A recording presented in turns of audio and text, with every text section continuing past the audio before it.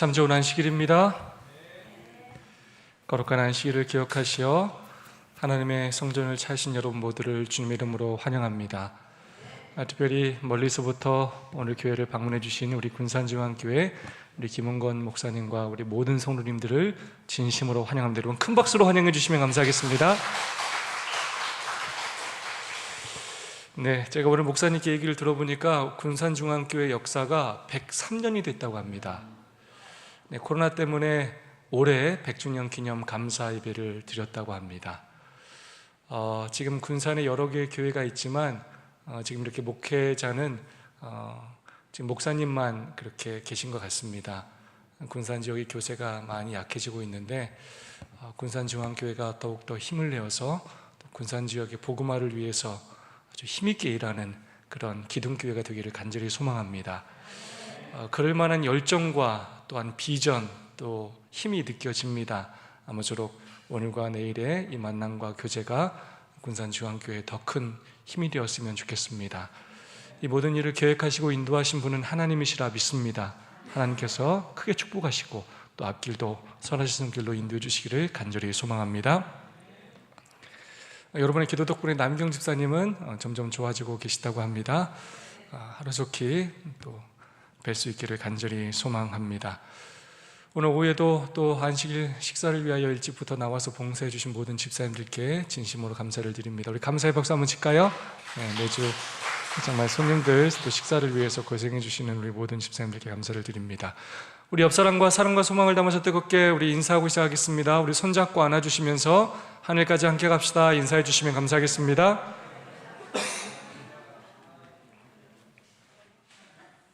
네, 우리 교과책 한번 들어볼까요? 네, 감사합니다.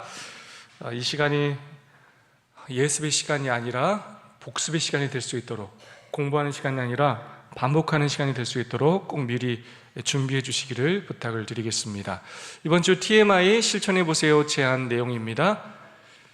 고아원을 방문해서 필요한 도움을 주세요. 외출이 어려운 이들을 도와주세요. 더운 날 누군가에게 시원한 음료수를 주세요.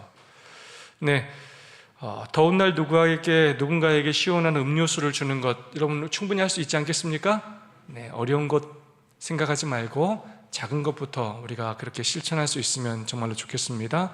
또 주변에 외출이 어려운 사람들이 분명히 있습니다. 몸이 불편하거나 아프거나 또 장을 봐줘야 되거나 또 마트에 함께 가야 되거나 주변의 이웃들을 잘 살피고 도움이 필요한 것들을 또 잘 도와준 우리 모두가 되었으면 좋겠습니다.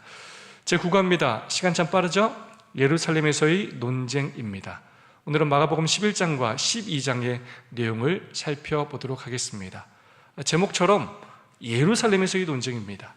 예수님과 종교 지도자들 사이의 논쟁인데 예루살렘에서 있었던 그 논쟁에 대하여 오늘 함께 살펴보도록 하겠습니다. 예루살렘이라는 곳은 굉장히 특수한 곳입니다. 유대 종교의 중심지이고 또한 유대 정치, 문화의 중심지이기도 합니다. 유대인들에게는 절대적인 그런 의미를 가지고 있는 장소라고 할 수 있겠습니다. 예수님께서 그곳에서 어떠한 주제들로 논쟁하셨는지 오늘 함께 살펴보도록 하겠습니다. 기억지는 말씀입니다. 서서 기도할 때에 아무에게나 혐의가 있거든 용서하라. 그리하여야 하늘에 계신 너희 아버지께서도 너희 허물을 사하여 주시리라 하시니라. 아멘. 교과 120페이지는 이렇게 말하고 있습니다. 마가복음 2장과 3장에는 예수님과 종교 지도자들 사이에 있었던 5가지 논쟁이 연속하여 기록되어 있다. 이번 주는 예루살렘에 도착한 예수님에게 종교 지도자들이 벌였던 6가지 논쟁을 살펴볼 것이다. 이 두 묶음의 논쟁들은 예수님 지상사역의 시작과 끝을 말해주는 경계점이다. 각 논쟁과 그리스도인 삶의 중요한 문제를 다루고 있다. 이러한 논쟁의 한가운데서 주신 예수님의 가르침은 신앙의 근본적인 문제와 일상의 실제적인 문제 모두에서 신자들을 인도하는 데 도움이 된다. 마가복음 2장과 3장의 논쟁을 5가지 논쟁을 저희가 살펴봤습니다. 그리고 오늘은 예루살렘에 있었던 6가지 논쟁을 살펴보게 될 것입니다. 여러분, 예수님 싸우는 거 좋아하십니까? 좋아하셔요? 예수님 싸우는 걸 좋아하지 않으십니다.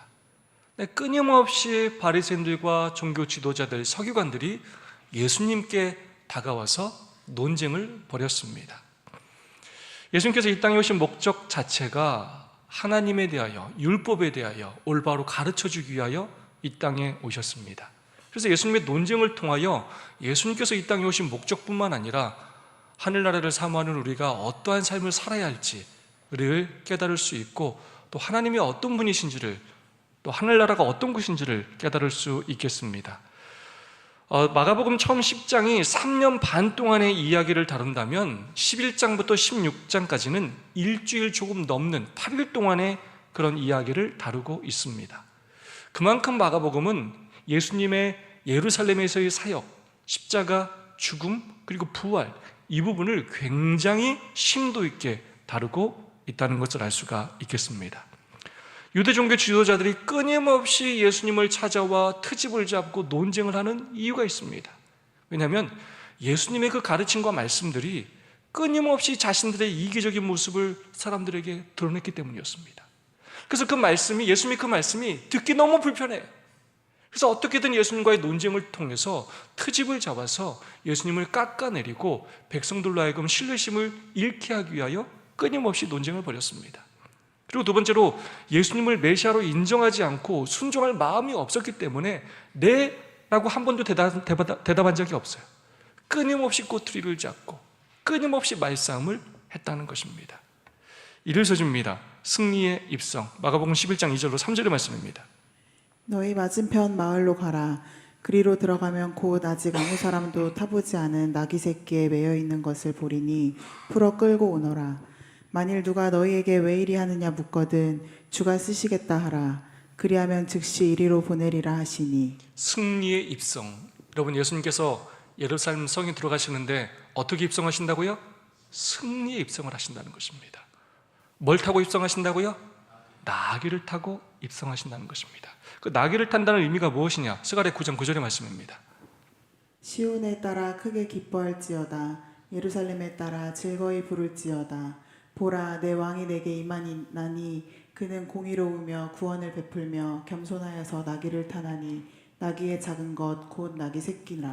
지금까지 예수님은 제자들이 왕으로 삼으려고 할 때 그것을 거절하시는 것처럼 그렇게 보였습니다. 근데 예수님께서 이제 공개적으로 예루살렘 성에 입성을 하시는데 스가랴의 예언처럼 마치 왕이 이렇게 입성을 하는 것처럼 나귀를 타고 입성하시는 모습을 공개적으로 보여주신 것입니다. 특별히 예수님께서 나귀 새끼를 가져오라고 요청하시는 그 내용 속에서는 이 모든 소유가 예수님의 것임을, 예수님께서 가라는 곳에 가고 또 나귀 새끼를 달라고 할 때 정말 예수님의 말씀대로 그곳에 나귀 새끼가 있고 순수히 또 그것을 주는 모든 과정들을 통해 예수님이 온 우주 만물에 소유 주시고 예수님께서 성경에 예언된 메시아임을 그렇게 공공연하게 드러내시는 일을 그렇게 하였습니다. 그렇게 하면서 나귀를 타고 예루살렘 성에 입성하실 때 많은 백성들이 예수님을 메시아로 인정하며 크게 기뻐하고 소리를 질렀습니다. 시편 118편 25절 26절 말씀입니다. 여호와여 구하옵나니 이제 구원하소서. 여호와야 우리가 구하옵나니 이제 형통하게 하소서. 여호와의 이름으로 오는 자가 복이 있으며 우리가 여호와의 집에서 너희를 축복하였도다. 네, 오타가 있었네요. 여호와여 구하옵나니 이제 구원하소서라는 말이 호산나라는 말입니다. 근데 요즘은 이제 하나님을 찬양하라는 의미로 확장돼서 호산나는 그런 의미로 쓰입니다. 성전에 올라갈 때 부르는 노래 가운데 하나인데요. 그렇게 예수님께서 승리에 입성을 하실 때 많은 백성들이 그렇게 호산나 호산나 외치며 예수님을 왕으로 그렇게 인정하는 일들이 있었습니다. 이 승리의 입성 사건이 기록된 이유는 무엇이냐?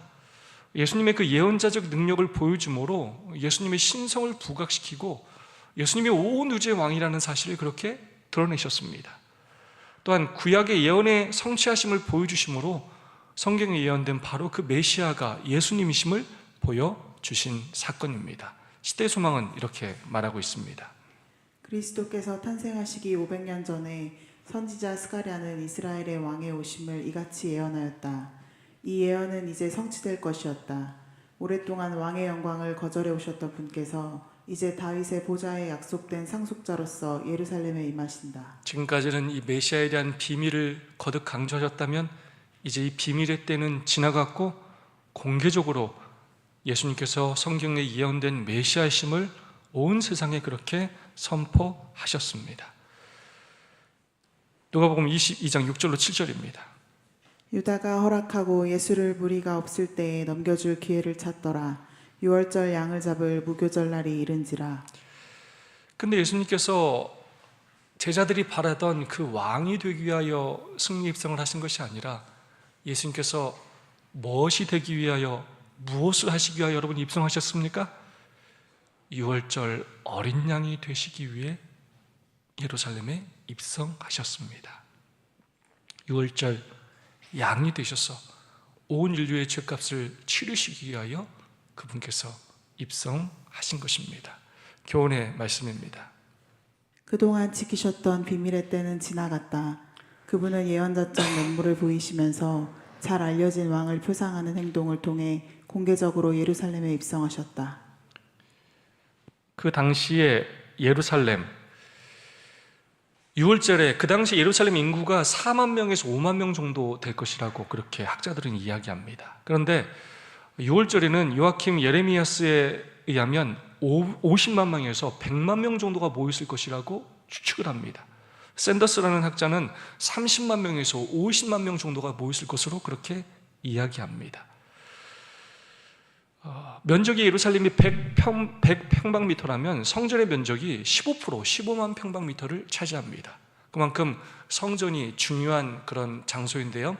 예수님께서 그렇게 승리의 입성을 하심으로써 그때 6월절이라 정말로 많은 디아스포라들이 모여있던 그때 50만 명에서 100만 명 가까운 사람들이 모여있을 때 예수님이 메시아이심을 그렇게 드러내시는 일을 하셨고, 그리고 그 후에 그분께서 머지않아 십자가에 달려 돌아가시는 일을 하신 것입니다. 월요소주입니다. 저주받은 나무와 깨끗해진 성전, 마가복음 11장 말씀입니다.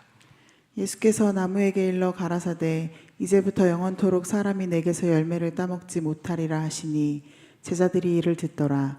저희가 예루살렘에 들어가니라. 예수께서 성전에 들어가사 성전 안에서 매매하는 자들을 내어 쫓으시며 돈 바꾸는 자들의 상과 비둘기 파는 자들의 의자를 둘러 엎으시며 저희가 아침에 지나갈 때에 무화과 나무가 뿌리로부터 마른 것을 보고 베드로가 생각이 나서 여짜오되 라빠여 보소서 저주하신 무화과 나무가 말랐나이다.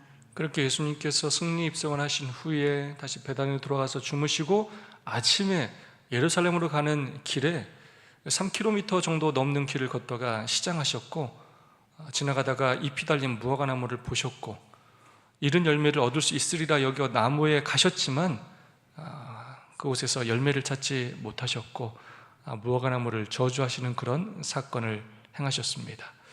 그분의 평상시 행동과는 매우 다른 이례적인 일이었습니다. 그래서 제자들 또한 많이 놀랐습니다. 여러분 잘 아시는 것처럼 무화과 나무의 특징은 꽃이 피지 않고 열매가 맺힙니다. 잎이 나기 전에 열매가 맺힙니다. 그래서 잎이 무성하다는 것은 열매가 있기를 기대하게 되는 것입니다. 그러나 열매가 맺혀 있지 않았습니다. 그리고 그 다음으로 등장하는 사건이 무슨 사건이냐면 바로 성전을 정결하게 하는 사건입니다. 예수님께서 성전에 들어가사 성전 안에서 매매하는 자들을 내쫓으시며 돈 바꾸는 자들의 상과 비둘기 파는 자들의 의자를 둘러 엎으시며, 그리고 그 사건 후에 다시금 또 저주받은 무화과 나무의 이야기를 하십니다. 성전을 정결했던 그 장소는 그 이방인의 뜰에서 있었을 것입니다. 그 일은 가야바에 의해 근래에 재물을 파는 일이 시작된 이방인의 뜰에서 있었을 것으로 많은 학자들이 그렇게 이야기합니다. 왜 이방인의 뜰에서 이런 재물을 파는 일을 했냐면 원거리 방문자들을 위한 편의를 제공하기 위해서였고, 또한 그곳에서 이렇게 재물을 팔면서 제사장과 레위인, 사두개인들이 그곳에 판권을 소유하면서 많은 이득을 얻게 하기 위함이었습니다.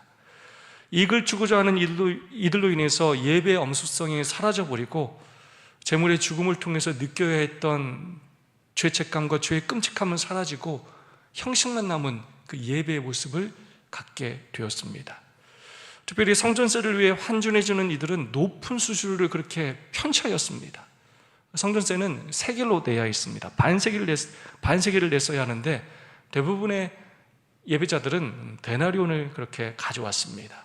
그곳에서 환전을 하느라 또 많은 수수료를 낼 수밖에 없었습니다. 하나님께 가야 할 마음을 빼앗아 버리는 강도라고 예수님은 유대 종교 지도자들을 그렇게 말씀하셨습니다. 그래서 예수님께서는 경건한 예배가 다시 드려질 수 있도록 성전 뜰에서 재물 파는 자들을 쫓아내셨습니다. 예수님의 그 행동은 성전 제도를 담당하는 사람들을 향한 직접적인 모욕이었고, 이 일로 인하여 그들도 정말 예수님을 죽이고자 하는 마음을 더욱더 갖게 되었습니다. 이사야 57장 7절의 말씀입니다. 내가 그를 나의 성산으로 인도하여 기도하는 내 집에서 그들을 기쁘게 할 것이며 그들의 번제와 희생은 나의 단에서 기꺼이 받게 되리니 이는 내 집은 만민의 기도하는 집이라 일컬음이 될 것임이라. 그들을 책망하면서 했던 표현 가운데 하나인데요, 내 집은 만민의 기도하는 집이라. 성전이 더럽혀지고 기도하는 장소로 사용되기보다는 종교인들의 이익을 취하는 곳으로 그렇게 변질되었다는 것입니다.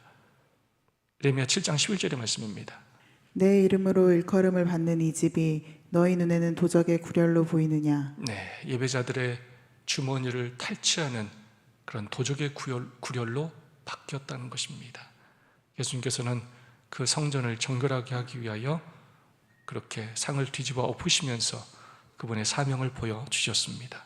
시대의 소망은 제65장 다시 성전을 정결케 하시면서 이렇게 말하고 있습니다.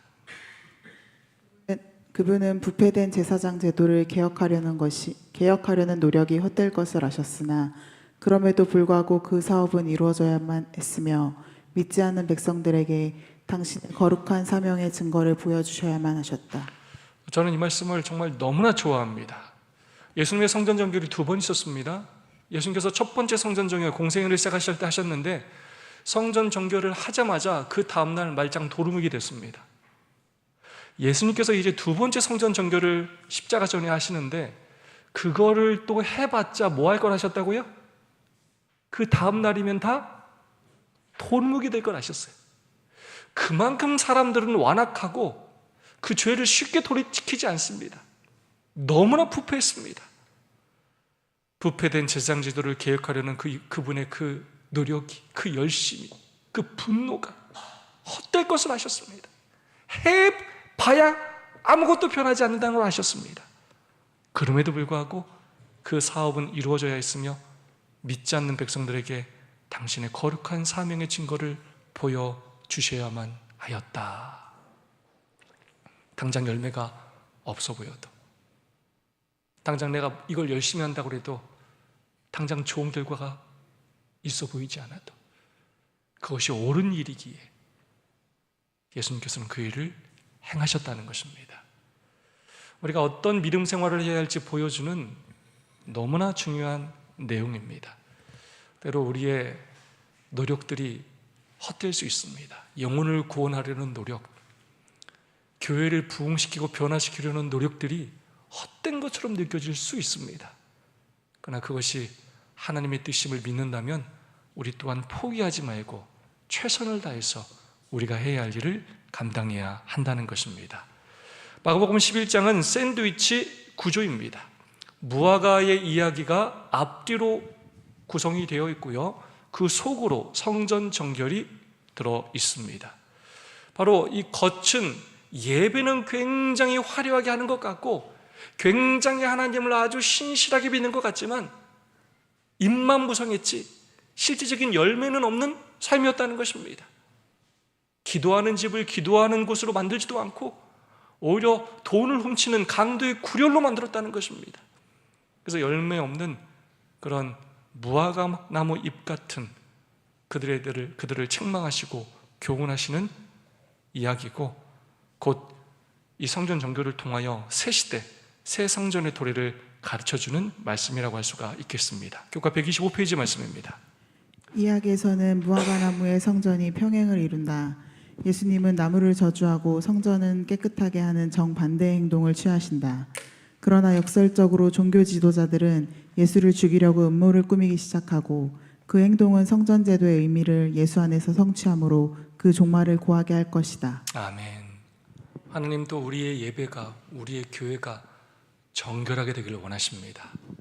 정말 이 교회가 기도하는 집이 되기를 원하시고, 정말로 아픈 환자들이 이곳에서 치료받고 죄의 사함을 받고 거듭남을 경험해서 정말로 하나님의 일꾼으로 그렇게 귀하게 사용되는 그런 교회가 되기를 원하신다는 것입니다.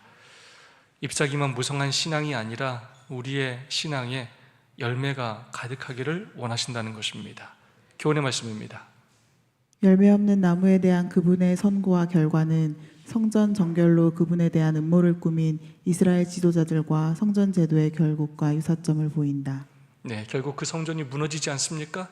네, 잎사귀만 무성한 나무는 결국 찍혀버리게 되는 것입니다. 우리가 정말로 신앙의 본질이 무엇인지를 다시 한번 돌아보고 올바른 것에 또 집중하는 우리 모두가 되었으면 좋겠습니다. 유대인들은 스스로 멸망을 결정한 시대소망의 말씀입니다. 그들은 열매 없는 나무로 대표되었으며 그리고 저희 운명을 결정하는 일은 그들 스스로에게 달려 있었다. 하늘이 주실 수 있는 모든 유익이 주어진 바 되었지만 그들은 더해진 축복을 통해 유익을 얻지 못하였다. 그리스도께서 열매 맺지 않는 무화과 나무를 저주하신 행위로 그 결과는 나타났다. 그들은 스스로 저희 자신들의 멸망을 결정하였던 것이다. 이 얼마나 가슴 아픈 표현입니까? 하늘이 주실 수 있는 모든 유익이 주어진 바 되었지만 그들은 더해진 축복을 통해 유익을 얻지 못하였다. 맨날 복을 달라고 하면 뭐 하냐고요? 그렇게 복을 쏟아줘 봤자 하나도 이익이 되지 않는다. 여러분, 우리가 얼마나 많은 축복을 누리며 삽니까? 우리가 다른 교회 교인들과 어떻게 비교할 수가 있겠습니까? 놀라운 진리와 놀라운 특권을 가진 백성들 아닙니까? 아무리 많은 축복을 쏟아 부어줘도 뭐하냐고요? 순종하지 않으면, 그것을 감사하지 않으면, 진실로 신앙하지 않으면 하나님께서 우리에게 주신 이 놀라운 축복들이 우리의 삶에 유익을 얻게 하지 못한다는 것입니다. 오히려 우리가 받은 빚이 크기 때문에 더 큰 심판을 받게 될 것입니다. 아무쪼록 하나님께서 우리에게 주신 이 놀라운 축복들이 잎사귀만 무성하게 하는 것이 아니라 아름다운 열매를 맺게 하는 그런 축복의 통로들이 될 수 있기를 간절히 소망합니다. 누구의 핑계도 될 수 없습니다. 결국 우리의 구원에 대한 책임은 나 스스로에게 있습니다. 아무쪼록 여러분의 믿음을 돌아보시고 과거에 안주하지 마시고 날마다 믿음으로 전진하는 우리 모두가 되었으면 좋겠습니다. 화해 소리 줍니다. 무슨 권위로 이런 일을 하느냐? 예수께서 성전에서 걸어 다니실 때에 대제사장들과 서기관들과 장로들이 나와 가로되 무슨 권세로 이런 일을 하느뇨? 누가 이런 일할 이 권세를 주었느뇨? 요한의 침례가 하늘로서냐 사람에게로서냐? 내게 대답하라. 예수께서 가라사대 나도 무슨 권세로 이런 일을 하는지 너희에게 이르지 아니하리라 하시니라. 예수님께서 성전을 정결하게 하시는 그 사건을 본 다음에 대제사장들과 서기관들이, 장로들이 예수님께서 세 번째 예루살렘을 입성하신 다음에 예수님을 성전들에서 만난 다음에 이렇게 물었습니다. 네가 뭔데? 무슨 권위로 이런 일을 하느냐? 너한테 누가 이런 일할 권세를 주었느냐? 그때 예수님께서 대답을 하지 않으시고 질문을 하셨습니다. 요한의 침례가 하늘로서냐 사람으로서냐? 나한테 한번 너희도 대답해봐라. 지도자들은 즉시 자신들이 함정에 빠졌다는 것을 깨달았고, 만약 하나님에게서 온 것이라고 대답하면 예수님은 왜 그를 믿지 않았느냐라고 말씀하실 것이었고, 사람에게서 왔다고 하면 백성들이 분노할 것을 두려워했습니다. 그래서 그들은 모른다고 거짓말했고, 예수님 또한 그들의 함정에 빠지지 않으셨고, 나도 무슨 권세로 이런 일을 하는지 너에게 이르지 아니하리라 라고 말씀하셨습니다. 예수님 정말로 재치가 있으시죠? 그 다음에 예수님께서 한 비유를 말씀해 주셨습니다. 바로 포도원 농부의 비유입니다. 예수께서 비유로 저희에게 말씀하시되 한 사람이 포도원을 만들고 농부에게 새로 주고 타국에 갔더니 때가 이름에 농부들에게 포도원 소출 얼마를 받으려고 한 종을 보내니 저 농부들이 서로 말하되 이는 상속자니 자 죽이자 그러면 그 유업이 우리 것이 되리라 하고 저희가 예수의 이 비유를 자기들을 가리켜 말씀하심인 줄 알고 잡고자 하되 무리를 두려워하며 예수를 버려두고 가니라. 예수님께서 포도원 농부의 비유를 통해서 종교 지도자들을 경고하고 책망하시는 내용입니다. 한 사람이 포도원을 만들고 누구시겠습니까? 하나님께서 농부들, 이스라엘 백성들에게 그것을 새로 주고 가셨고 농부들에게 시간이 지나서 소출 얼마들을 바르려고 종을 보냈습니다. 선지자들을 보냈습니다. 그러나 그 농부들이, 이스라엘 백성들이 선지자를 죽이고 마침내는 또 누굴 죽입니까? 아들을 보냈는데 그 상속자도 죽이면서 그 모든 것들이 자기들 것이라고 그렇게 생각하였다는 것입니다.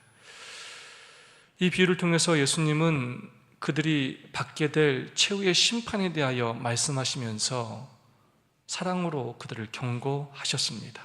그들이 지금이라도 마음을 돌이키면 선포된 심판을 피하기에 아직 늦지 않았기 때문입니다. 어떤 이는 회개하고 변화하여 예수님을 받아들일 것이지만 또 다른 사람들은 마침내 거절할 것을 또한 이 비유는 말하고 있습니다. 교훈의 말씀입니다. 그분은 종교 지도자들의 함정에 빠지지 않고 지혜롭게 반문하시며 가르침을 주셨다. 이는 사랑으로 주신 사전 경고이기에 듣고 돌이키는 자는 기회가 있었다. 여러분, 교회 올 때 어떤 마음으로 오십니까? 정말 갈급한 심령으로 진리를 찾기 위해 오십니까? 아니면 아무 생각도 없이? 여러분, 그렇게 교회로 오십니까? 아니면 오늘 목사님 뭐라고 하나 꼬투리를 잡으려고 여러분 그렇게 계십니까? 여러분이 그 신앙의 태도는 정말로 중요합니다. 종교 지도자들은 정말로 많은 시간을 성전에서 보내고 성경을 연구하고 생업을 그곳에 다 종사한 사람들이에요. 그러나 그들이 가장 구원에서 멀어진 자들이었습니다. 우리가 하나님께 투자하는 우리의 시간들과 또 우리의 재물들이 우리를 하나님께로부터 멀어지게 하는 것이 아니라 하나님께로 더욱더, 하늘에 더욱더 가까워지게 하는 그런 일들이 되기를 소망합니다.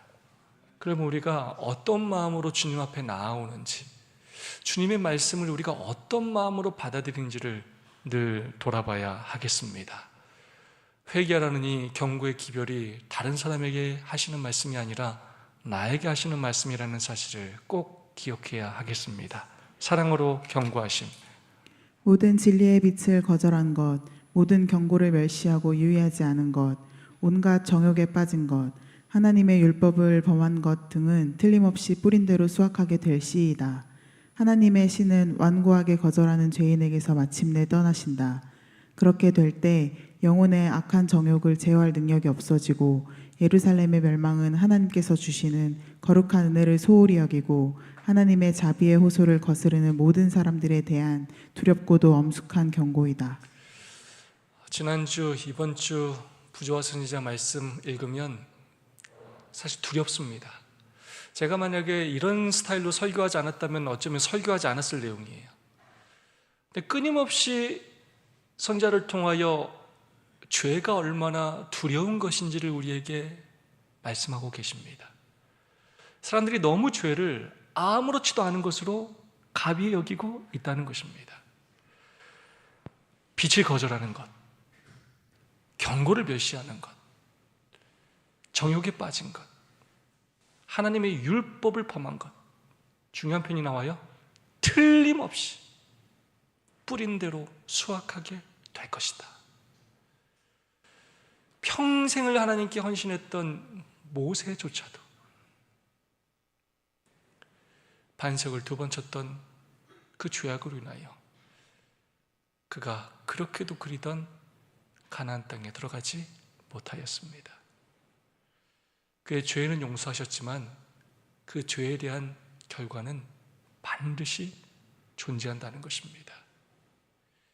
왜 내 삶이 늘 이런 일이 있느냐라고 생각하기 전에 우리가 무엇을 뿌리며 살고 있는지를 늘 돌아봐야 하겠습니다.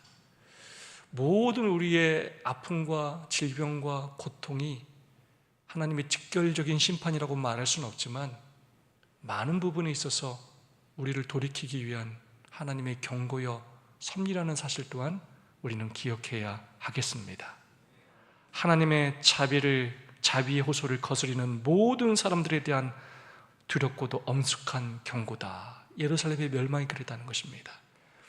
근데 요즘 끊임없이 발생하는 지진, 그리고 앞으로 또 대지진, 일본에서는 그런 또 예고도 있죠. 요즘처럼 화재 많이 나는 거 여러분 보셨습니까?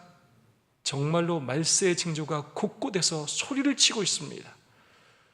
마지막 때를 향한 하나님의 경고의 기별들이 들려오고 있습니다. 우리도 언제 어디서 어떻게 죽을지 아무도 모릅니다. 두렵고도 엄숙한 시대에 살고 있는 우리가 하나님의 경고의 기별에 귀를 기울이고 또 마음을 돌이키는 우리 모두가 되었으면 좋겠습니다. 술소주입니다. 이 땅의 의무와 하늘의 상급. 저희가 예수의 말씀을 책잡으려 하여 바리새인과 헤롯 땅 중에서 사람을 보내매 가이사에게 세를 바치는 것이 가하니까 불가하나이까. 네, 아주 총동원해서 예수님을 시험합니다. 예수님 말씀을 뭐 하려고 왔다고요? 뭐 하려고요? 책 잡으려고.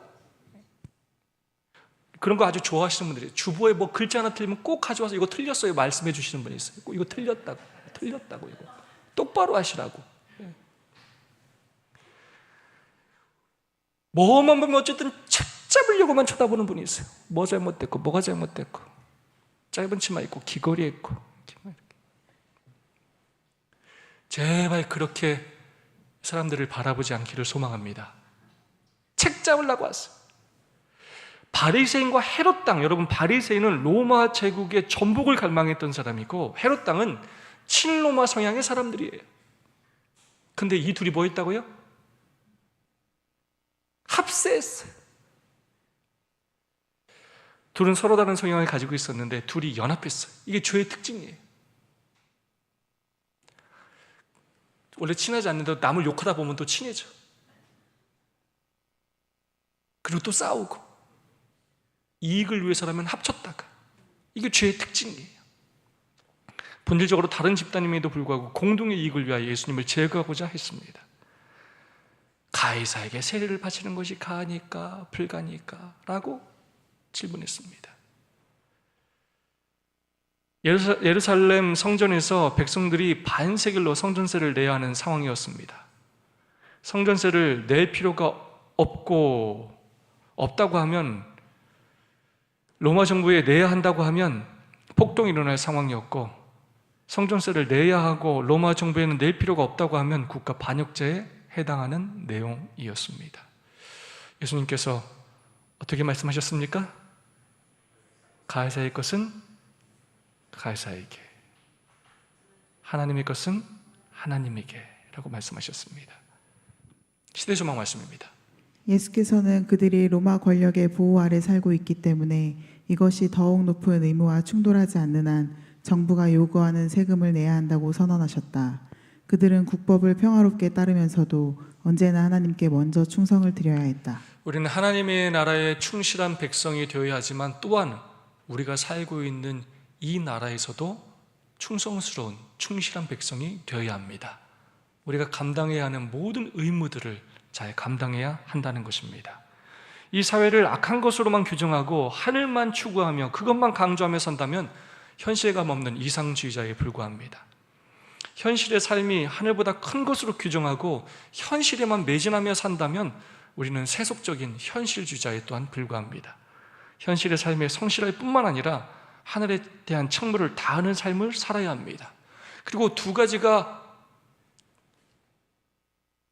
서로 대응하는 일이 발생한다면 우리는 하늘을 먼저 선택해야 하겠습니다. 무엇보다 먼저 어쨌든 우리는 균형진 삶을 살기 위해 노력해야 합니다. 두 번째 말씀입니다. 부활이 없다 하는 사두개인들이 예수께 와서 물어 가로되 형이 자식이 없이 아내를 두고 죽거든 그 동생이 그 아내를 취하여 형을 위하여 후사를 세울지니라 하였나이다. 네, 그 다음 주어진 논쟁, 이 질문은 죽은 자의 부활에 관한 것입니다.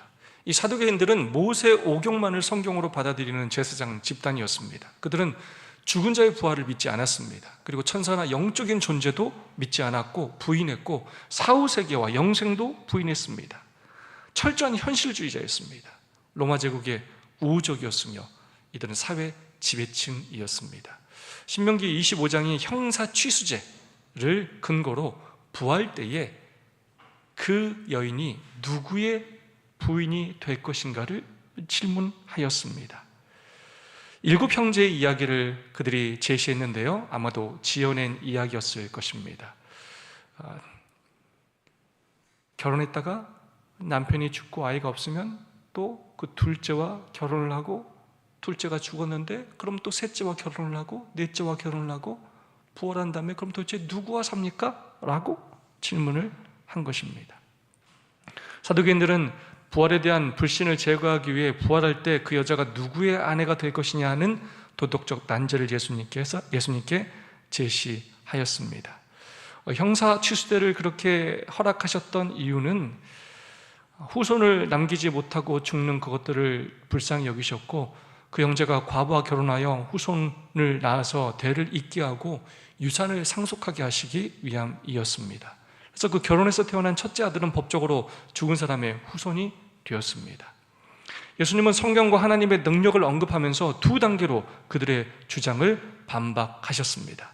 12장 26절 27절 말씀입니다. 하나님께서 모세에게 이르시되 나는 아브라함의 하나님이요 이삭의 하나님이요 야곱의 하나님이로라 하신 말씀을 읽어보지 못하였느냐. 하나님은 죽은 자의 하나님이 아니요 산 자의 하나님이시라. 첫 번째로는 부활 때에 하나님의 권능을 설명하시면서 천국에서는 혼인이 없다라고 말씀하셨고, 두 번째로 아브라함의 하나님, 이삭의 하나님, 야곱의 하나님이라고 말씀하시면서 하나님은 부활의 하나님이심을 강조하셨습니다. 현재 죽어있는 그들이 마침내 부활할 것을 말씀하시면서 부활이 하나님의 약속이요 성경적인 진리임을 강조하셨습니다. 교훈의 말씀입니다. 논쟁 앞에서 그분은 땅의 정부와 하늘나라에 대해 어떻게 충성할 것을 말하시고, 부활에 관하여는 하나님의 능력과 부활의 하나님이심을 들어 가르쳐 주셨다. 많은 종교 지도자들이 있었지만 그들이 믿는 방식이 굉장히 달랐다는 것입니다. 우리 또한 같은 진리를 믿고 있지만 또 신앙하는 방식이 아주 제각각입니다.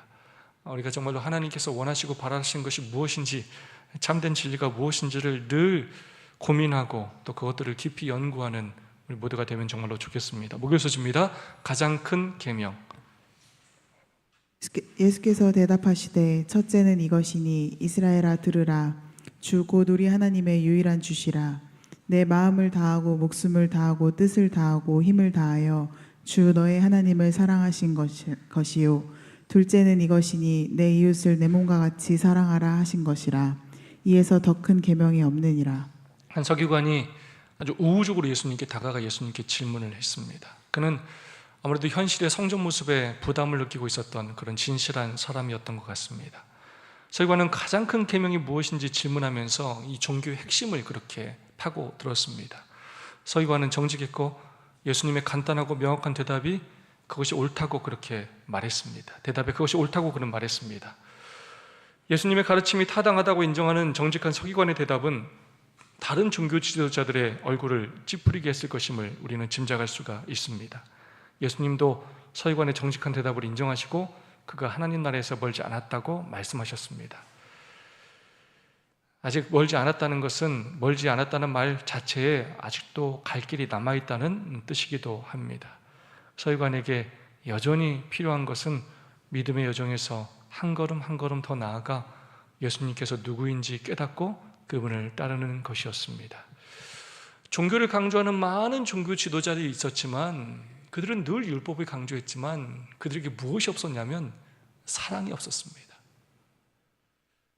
늘 정죄하고 비난하고 사람들을 나누고, 그러면서도 성전의 예배를 강조하고 그들은 정말로 잎사귀만 무성한 사람들이었습니다. 그러나 예수님께서 이 땅에 오셔서 율법이 무엇인지를 몸소 보여주셨는데 그것은 바로 하나님을 사랑하고 이웃을 사랑하는 것이라고 그분께서 말씀하셨고 실제로 그러한 삶을 사셨습니다.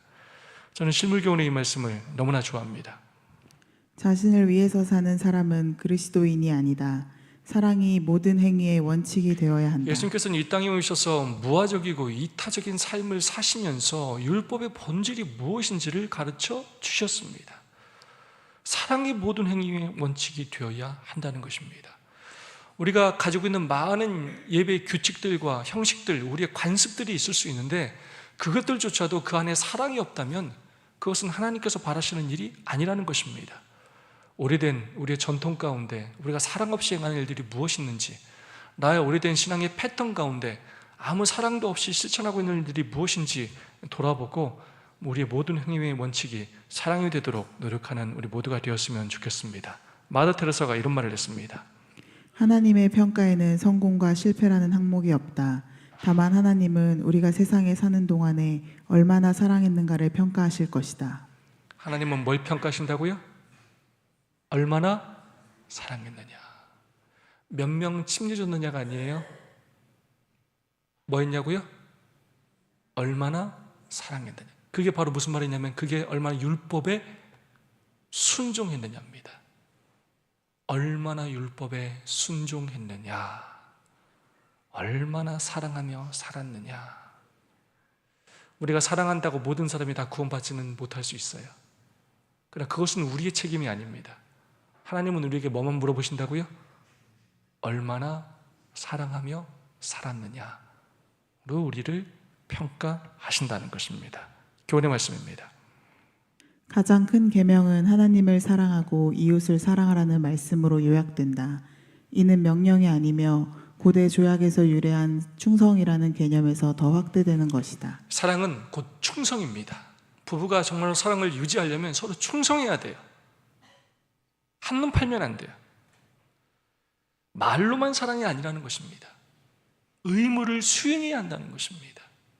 서로 섬겨야 한다는 것입니다. 우리 종교가 말로만 사랑이 아니라 하나님을 섬기고 성도를 섬기고 이웃을 섬기는 일이 될 수 있기를 소망합니다. 요약된 십계명. 십계명의 처음 네 계명은 내 마음을 다하여 주 너희 하나님을 사랑하라 한 큰 계명으로 요약된다. 둘째 계명을 범하면서 첫째 계명을 지킬 수 없으며 첫째 부분을 범하면서 둘째 부분을 지킬 수 없다. 하나님께서 마음의 보좌의 바른 자리를 차지하고 계실 때에 우리 이웃에게도 바른 자리를 줄 수 있을 것이다. 우리는 우리 자신처럼 하나님을 사랑해야 한다. 그리고 우리가 하나님을 최고로 사랑할 때만 우리 이웃을 공평하게 사랑할 수 있다. 첫째 계명, 하나님을 사랑하는 것과 이웃을 사랑하는 것은 분리시킬 수 있다고요, 없다고요? 없다는 것입니다. 하나님을 진정으로 사랑한다면 이웃을 사랑하게 될 것이고 이웃을 진심으로 사랑하면 또 하나님을 사랑하게 된다는 것입니다. 우리는 우리 자신처럼 하나님을 사랑해야 한다. 여러분, 우리가 우리 자신을 얼마나 사랑하는지 아십니까? 조금만 배고프면 배고파 죽겠다고 하고 아프면 아파 죽겠다고 하고 얼마나 내 자신을 걱정하고 염려하며 내 자신을 돌보며 사는지 모릅니다. 우리가 정말로 우리가 내 자신을 생각하는 것처럼 하나님을 사랑해야 하고 우리가 그렇게 하나님을 최고로 사랑할 때만 우리의 마음속에 이웃을 사랑하고자 하는 마음이 생기게 된다는 것입니다. 시대소망 584페이지 다 함께 한번 읽어볼까요? 당신의 능력으로 시작. 당신의 능력으로 창조하신 나무를 저주하신 그리스도의 행위는 모든 교회와 그리스도인에게 경고가 된다. 자신을 위하여 사는 자들은 온갖 허세를 부렸으나 열매 없는 무화과 나무와 같다. 그들은 예배의 외형은 지키지만 내적인 회개나 믿음은 없다. 그들은 하나님의 율법을 존중한다고 공언하지만 순종하지 않는다. 이 종교 지도자들과 가장 유사한 사람을 찾는다면 바로 우리들일 수 있습니다. 너무나 많은 빛을 가지고 있어요. 그러면서 만약 우리가 자신을 위해서 산다면 우리 또한 열매 없는 무화과 나무와 같게 된다는 것입니다. 오늘 우리 자신을 돌아보고 우리가 안식일의 외형, 이 형식만 지키고 있지는 않은지, 정말 우리의 삶에 참된 회개와 정말 참된 믿음이 있는지 돌아보고 열매 맺는 나무가 되기 위하여 새롭게 결심하는 이 안식일이 되기를 주님의 이름으로 축원합니다. 함께 받은 은혜와 결심을 나누도록 하겠습니다. 나는 어떻게 이웃사랑을 실천하며 살고 있습니까? 여러분이 어떤 이웃사랑을 실천하시는지 여러분의 경험을 나눠주시고, 또 그런 일을 하고 있지 못하다면 어떻게 할 것인지 또 새롭게 결심해 주시면 감사하겠습니다. 네, 우리 군산중학교 성도님 1분, 저희 교회 성도님 3분, 그렇게 4분씩 그렇게 진행하도록 하겠습니다. 목사님 좀 다 일어나셔가지고 우리 이렇게 앞에 2분